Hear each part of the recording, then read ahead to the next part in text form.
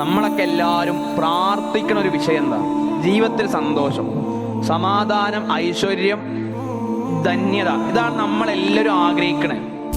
എല്ലാവരും തഹജ്ജുദ് നമസ്കരിക്കണതും പ്രാർത്ഥിക്കണതും അതിനു വേണ്ടിയാണ്. നമ്മൾ അധ്വാനിക്കണം നല്ല ജീവിതം ഉണ്ടാകാനും സൗഭാഗ്യങ്ങൾ ഉണ്ടാവാനുമാണ്. ഈ സൗഭാഗ്യം എന്ന് പറഞ്ഞാൽ എന്താ പ്രിയരെ?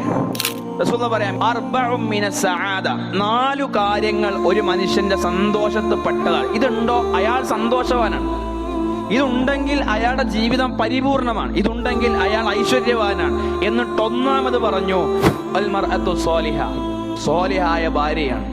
രണ്ടാമത് പറഞ്ഞു അൽ മസ്കനുൽ വാസിയ, വിശാലമായൊരു വീട്. തൻ്റെ വീട്ടിലുള്ള എല്ലാ അംഗങ്ങൾക്കും സുഖമായി കിടന്നുറങ്ങാനും ജീവിക്കാനും പറ്റുന്നൊരു വീടുണ്ടാകൽ. മൂന്നാമത് പറഞ്ഞു അൽ ജാറു സ്വാലിഹ്, നല്ല അയൽവാസിയെ കിട്ടൽ. നാലാമതായി പറഞ്ഞു അൽ മർക്കബുൽ ഹനി, വിശാലമായൊരു വാഹനം അയാൾക്ക് സ്വന്തമായിട്ടുണ്ടാകൽ. ഇത് 4 ഒരു മനുഷ്യന്റെ ജീവിതത്തിൽ സന്തോഷം ഉണ്ടാകലാണ്.